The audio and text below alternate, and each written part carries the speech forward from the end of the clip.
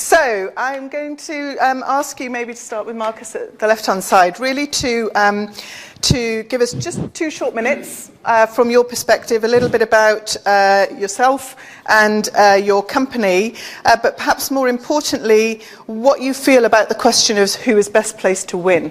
So I'd like an answer on which one you think it is, firstly. Declare your hand and tell us, and then give some reasons why. And I think as we go through the speakers, hopefully that will generate a framework for debate, and then we'll throw it out into the audience for discussion. Just before we start that, and I give the speakers 2 minutes to collect their thoughts, I'm kind of interested in the audience as to who we've got left.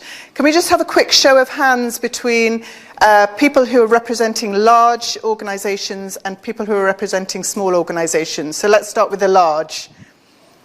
Okay, and then the smalls, so I guess by default. Okay, so we're almost 50-50. Right, fabulous. Okay, the second question is, which one is better placed to win out in the innovation race? So hands up for the large. Ooh, 2, 3. Okay, 3. And hands up for the small. Okay, fascinating. That's fascinating. Right, I hope I haven't stolen your thunder. Marcus, can we start with you? Yes, you have seen my hand. So to answer your question, I believe the startups will win the race, and we are well advised as large corporates to work with these startups and to find ways to engage and to cooperate with them. So, a few words about myself. Marcus Solivida. I am heading the venture capital activities of BASF. We are a global team of 17 people with a presence in the United States, China, India, Israel and Brazil, and I'm in that position since 3 years. Previously, I have a background in private equity, venture capital and growth capital, so I'm not a technical person but a business person, and so I used my background and my influence also to change basically the mandate of BASF Venture Capital from looking at technologies as in a kind of a technology scouting function, what we have done for the first 15 years of our existence, starting in 2001, to a model today where we try to understand what are the new business models in and around the chemical industry, and how can we test, engage and learn about these new business models. And that's our mandate as we have it today. And so the reason for your view, can you just expand a bit, because you must see lots of different companies, the reason for your view on large versus small? No, I think it's often heard statement that the pace of change is increasing, and so we have heard that at conferences, statements and so on in the past very often. And same is true, of course, also for the chemical industry. But especially in terms of digitalization and how it changes and will change the chemical industry, I think there's no way that chemical companies, incumbent big players who have simply different traditions in what is important, how they work, that they will be able to master that challenge by themselves. So I think to work together with agile, disruptive, fast-moving startups is a matter of survival for the large players. Okay, great, fascinating. Thank you, Marcus. Peter? Yeah. Thank you. Peter Niemenhuizen, properly pronounced. I was on the screen until now as sort of former CTO, so I almost felt like I was deceased. So what I actually am, I used to be the CTO indeed of AkzoNobel Chemicals, and in that role I've set up quite a number of tools, just like Marcus I would guess, to make sure that we in AkzoNobel, in that large organization, would get more innovative and particularly more open to collaborate with startups. Now, in the meantime, I've joined the startup myself. It's a pretty big startup. It's called Enerchem. Enerchem has about 200 employees, has been working on a technology to turn either household waste or 100% biomass or waste plastics into synthesis gas, and a lot of chemists or technologists in the audience will realize that that's a very important and could be a very important raw material feedstock for the chemical industry, and then we turn it into methanol. And so this is this is the circular company as I see it, and I think our mission is to actually replace the cracker in the chemical industry. When you asked who is going to win, there's a couple of perspectives. In fact, I think it's going to be both. There's an aspect about the chemical industry which makes it particularly difficult for startups to succeed, and that is the capital intensity. So you see almost inevitably, a few exceptions, you see almost inevitably that startups come a long way, but then at some point when they need to scale up, the step is just too big, the regulatory requirements are too detailed, too difficult. The global scope that you need to have when you have a big asset to sell to customers is also a big step. So very often we see a collaboration. I think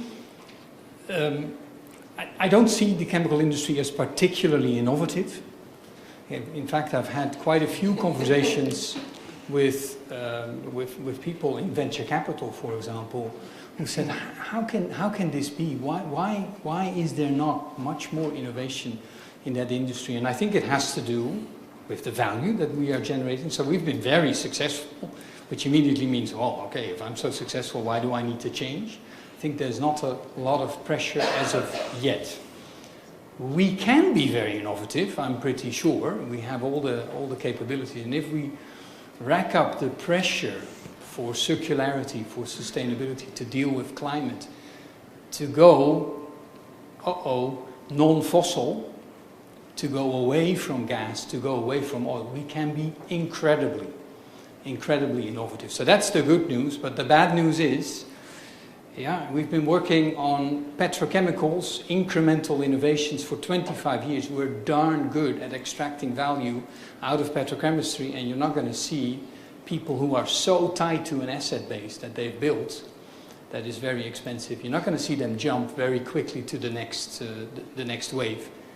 And the startups will not always be able to. So I put up the hands both, because I think we definitely need to work together, and we need to set up an urgency that startups get integrated with corporates, and we start to change the world for the better, like we have been doing before when we started to bring petrochemicals for the benefit of mankind. Now we have to bring circular chemistry for the benefit of mankind. Great. Thanks, Peter. That's my 2 minutes. Okay, Anita, perspective from an SME, please. Great. So my name is Anita Schellbrede. My last name got skipped. It was also hard to pronounce. It's one of those. I've got really bad eyesight. So I work with, I'm the CEO and co-founder of Iris AI. We're an artificial intelligence startup. We have spent the last 4 years building AI machine learning tools specifically for academia. We have some tools that semi-automate the literature review process, if anyone's planning to do a PhD, or do another PhD, I guess, to this room.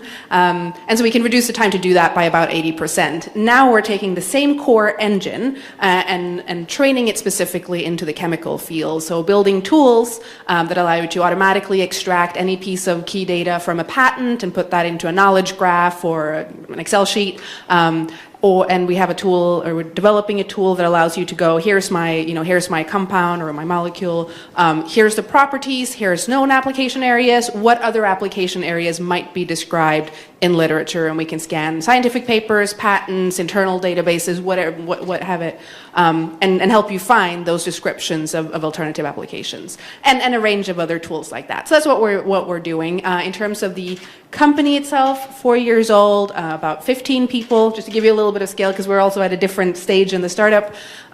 15 people. We're coming almost so digital that we actually don't have an office. So we're across European, work entirely digitally, which works really well, which is harder for a big company, but it's been a model that's worked for us.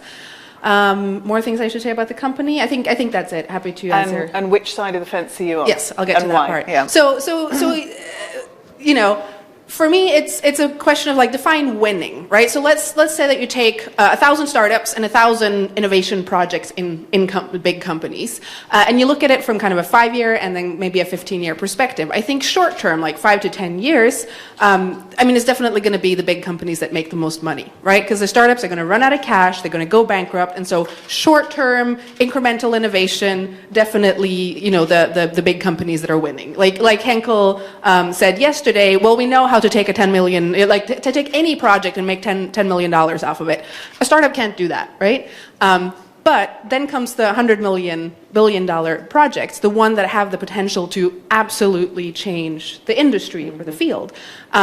And what happens in a lot of the big companies is that kind of your corporate immune system is going to attack anything that's outside of the box, right? So if you look at it in a 10-year perspective, I think the startups are definitely going to win out. Because, and I mean, for those who don't know it, I mean, Kodak invented the digital camera. Right? It wasn't just that, I mean, Kodak was incredibly innovative. They invented the freaking digital camera, and then that was what brought them to bankruptcy. Simplifying a little bit, but I think that is what you're going to see in the long run, that the startups that actually make it out of that trench of nothingness and no money, they're the ones that's going to change the industry. So in the long run, that's going to take down the big companies, if there's not possibilities to find collaboration, ways to collaborate. Interesting. Okay, a bit provocative there. And on to Martin, your perspective, please. Hi, yeah, I'm Martin Lohe. I am a materials chemist, basically, and we started a company called Sixonia Tech 2 years ago, and we are actually like very, very materials chemistry and not so much digital. So we are actually producing graphene in a novel way and in a new way, to make it available for people, because it's a material which has a lot of interesting properties for many different applications, but the main problem right now is that it's very hard to process it. So we've changed the production process in a way that we can make graphene processable by adding chemical functionalities to it, and therefore make it applicable for different kind of matrices and things like that. And yeah, we are still like on a very small scale, so we're university spin out. Tomorrow I will sign the rental contract for our own labs, and where we will build a first pilot line. So we're really not like as fast and as scaling or scalable in the short term as probably a software company would be. But therefore it's a very challenging field, and therefore also my answer to the question who will win the race is a bit of I'm a bit of ambivalent. I would certainly say that the startups are in a very, very good position, mostly in terms of the culture. So if you run a startup, you don't really have a lot of things to lose, a part of your job probably, but you have a lot of things to win, and you can maybe easily find a new job. If you're in a big corporate, you're a manager, there's not so much like incentive for you to probably really innovate and create something new, because if you just like keep doing what you're doing, you're gonna save your sizable pension. If you're in a team working in research in a corporate, probably you are also like more averse of the career risks that you might take if your idea is failing. So I think from this cultural perspective, I think the startups are much better positioned. But for sure, what the startups usually don't have is like this big asset of the customer base. So seeing what is actually needed in the market. So we are doing a lot of innovation, and you can tell like by graphene, by the number of research papers and that in that field, it has numerous possible applications, but finding really the right one is the tough part for us. That would probably be much easier for a corporate, because they have a much broader knowledge on the market, and I think that's a bit the ambivalence. But I think if you're talking about disruptive innovations, I would agree with my previous speaker to say that definitely the startups are going to be the one who are changing really the industry. Okay, all right. I think that was quite interesting. So we've got large corporates with embedded customer base, expertise, maybe capital, knowledge, skills, a lot of capability.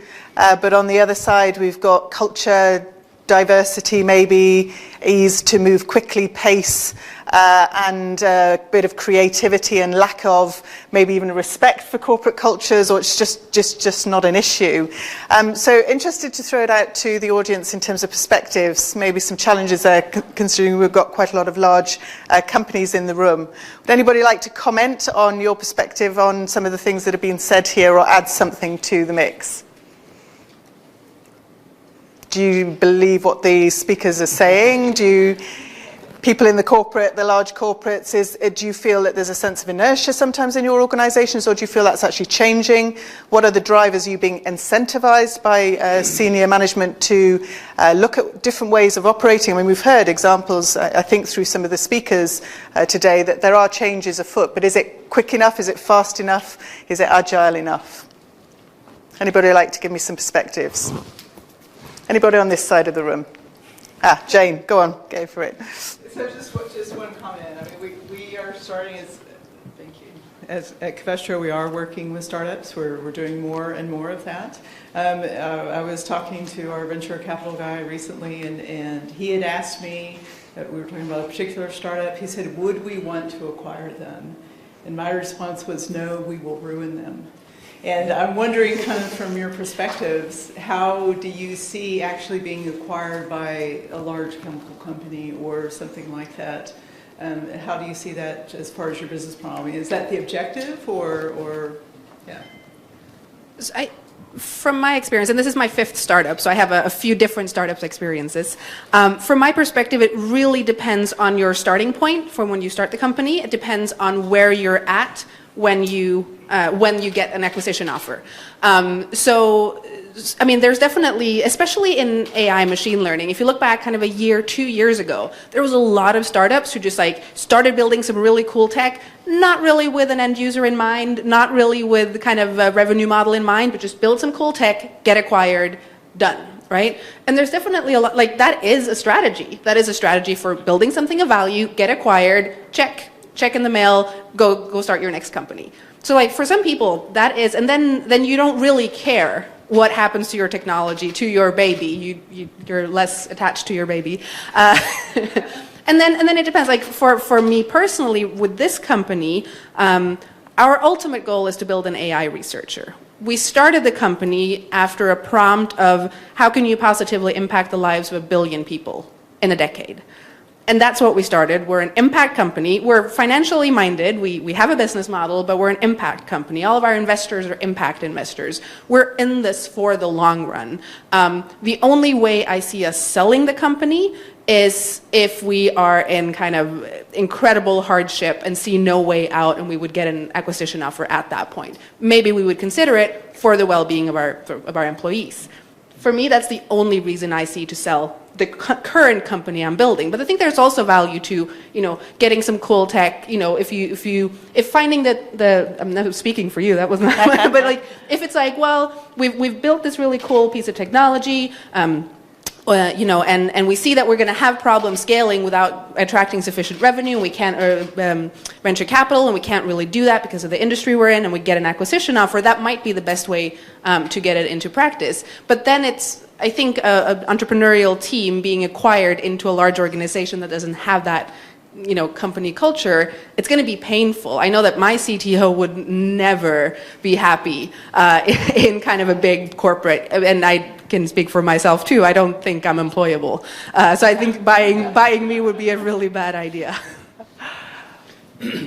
I love the question, and I love the statement. I think it's also it's a symptom of where we are as the chemical industry. If you compare chemicals with the pharmaceutical industry, we are incredibly unsophisticated in collaboration. So if you want to be successful in pharmaceuticals, you have to partner at all different levels, with universities, with other companies, with small startups at different stages of development.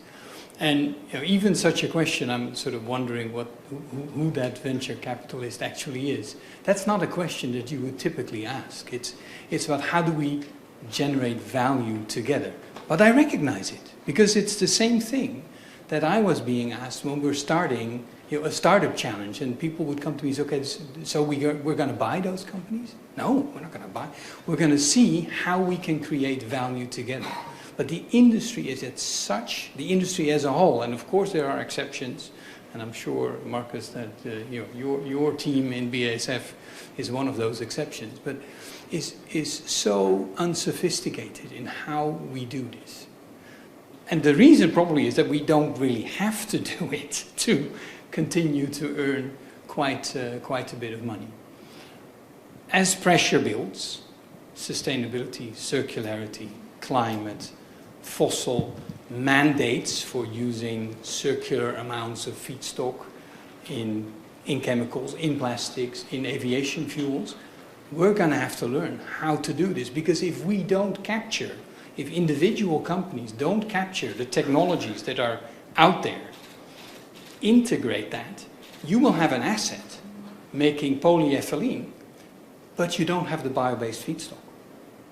And then you can only make as much as you can buy, and your asset will be half full, because you need the 30% or the 25% or whatever the government in your particular region is going to set of biogenic in order to run your asset. And that's the pressure that is going to build. And I'm seeing it. I'm starting to see companies scouting out, I need something, and even if it's more expensive, if I can't buy fossil, if I can't get my hands on the feedstock, I'm willing to pay 50, 100, whatever extra, because we need to fill the assets. That's the game, and that's where the pressure will come to become more sophisticated in partnering, I believe. Marcus, I'm interested in your perspective on this question and the cultural aspects, and maybe your approach to startups and technology. Do you look at maybe the technologies you're looking to bring into BASF, or are you looking actually at the culture as well and the style of operation as a way of maybe changing the corporate culture? No, we are not the HR department of BASF. We don't have a mandate to teach 115,000 people at BASF how to be agile, disruptive, and a modern employee. So that's something we cannot do, and that's simply not part of our mandate. So, and I think that's important for a venture capital group of a corporate to have a clear idea what your mandate is. And so there are organizations, of course, who do venture capital in order to acquire businesses later on. They say, well, to make a minority investment in a startup for us is a way to de-risk this technology or this potential investment.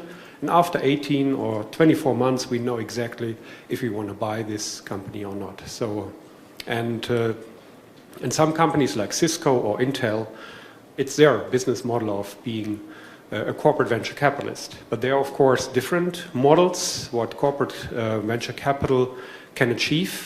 For example, looking at technology only, like a scouting function, but it can also be, corporate venture capital can also be used in order to look for the big game changers, what is disrupting the world and our, and our industry as well. We have a little bit of that perspective as well. And, for example, having, let's say, a specific function for the business units in order to drive innovation and so on. So I think it's and many other examples, or to hedge what you're doing today, right? Yes. And I once met a corporate venture capitalist at a conference in London, and his mandate was to kill the core business of his mother company. So only to invest in what is the biggest threat and the biggest fear of his mother company. And he did. Interestingly, of course, not in the headquarters, so he had to have a different office somewhere to be, let's say, ring-fenced from the attacks of his colleagues. But that was his clear mandate: invest only in what is the biggest threat to us. I found that rather interesting. So you can shape these mandates of venture capital in a quite different way, from the Intel to the extreme other example I just mentioned. And but for us, it's, as I mentioned earlier, we want to test and learn about new business models jointly with a startup. And of course, we have some resources we can bring to the table. We are quite proud of these resources, of course. like the experience with dealing with big assets, the experience in scaling up production sites, the experience with global customers and so on. That's great to have, but it's not enough. It's just a minimum requirement in order to be successful in business, but then the next step is to grow the business, to make it a success, to create a new offering and to change something. And that's something you can do only jointly with a startup, where we do, let's say, the background work, as I would describe it, but the driver in the end will be the startup. The spearhead of this activity will be the startup, because these are people who have a different culture, different mindset. They are not interested in pensions or company cars. Mm-hmm. They are different. They are interested in becoming successful with what they do. And so this drive for success, I think, is a major difference. And success is not getting the next company car, the BMW 5 Series instead of the 3 Series, but success is to have a big success with your startup. And that's what I like about the engagement with startups. Yeah, great. Thank you. Right. Any other questions for the panel? We've had a lot of food for thought in there. Any other experiences in the room of working and collaborating with startups and the value that can come from sort of both sides? Marcus, I can see you sitting at the back there. I'm sure you'd have something to contribute to this discussion with the work that you do. Yeah, thank you. We work with our venturing team and have a lot interaction with startups and try to emulate this in our innovation center. And one of the things I'd be curious your opinion that we're struggling with is we try to establish an environment within DSM that resembles as much of a startup as we can. And yes, we ring fence it and we put them somewhere where, I like your word, the immune system of the organization doesn't get to it. But I think we're still struggling to have the same than a startup within DSM, because at the end of the day, when the money goes out, it's in a startup it's over, but in DSM, when the milestone isn't hit, we go somewhere else. It's not that we fire our people. So how can we, maybe question to the corporates, how can we create within a corporate the same fire to find a home for the kind of entrepreneurship that we see in the startups? Interesting. I think one of the, sorry, I'm not the corporate, so you were asking for their opinion, but I will quickly jump in. I think one of the main differences is that what Anita just said, that she considers herself unemployable. Yeah. I think I could say the same for myself, and it was one of the main reasons why I decided already during my PhD that this is the way that I want to go. And I think if you're looking for people to run startup teams that you have already employed in a company, probably they don't have the mindset to do it. So that's my 2 cents on that. I don't know. Would one of the corporates like to give a perspective? Yeah, Marcus, I think this is a very interesting. I just handed in my Audi A6, and so I can, it's different. I can tell you that. It's different. I don't know if it's really possible, because ultimately what you need to replicate then inside a corporate, and the corporate has cash flow, and there is a career ladder, and there are HR people, but you have to replicate urgency, the fear of running out of money, and to an extent passion. People make choices. I can see this in Enercare, meeting people. They've spent a significant part of their life working not 8 hours or 9 hours a day, and probably foregoing a corporate salary and quality people. Quality people. It's not like this is the second garnish. Not at all. Trying to develop something that will change the world. So the first thing I would say for us in corporate to emulate that, and I think DSM is doing a great job. At the very least, you need to start with, we do want to change the world for the better. But if you can then replicate the urgency and the fear, I wonder if we can do it. Maybe.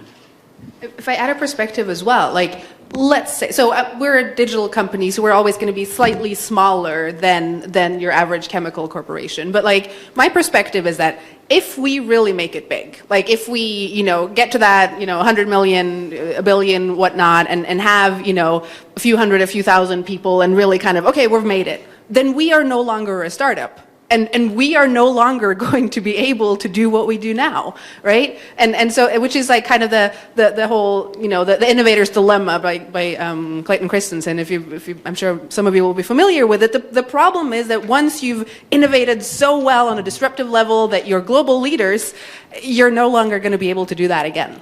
And that is why innovation is really tricky. So I think it's a matter of scale. Like once you get too big, it is incredibly difficult. There is another really interesting book called Exponential Organizations by Salim Ismail that also talks to some of those challenges, and he's done some really interesting work on how to keep that agility in large organizations. Comes from a very different, and it's not a stage gate process.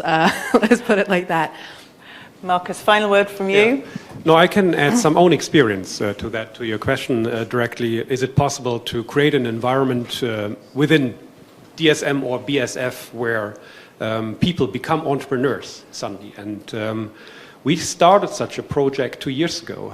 We call it the Chemovator. Somebody who has an idea for a startup out of BASF. We started in Ludwigshafen, where we have 35,000 people.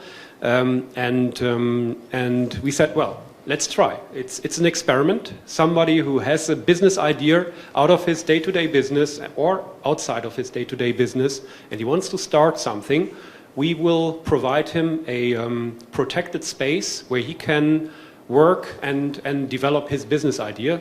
We will continue to pay the salary for a certain period of time.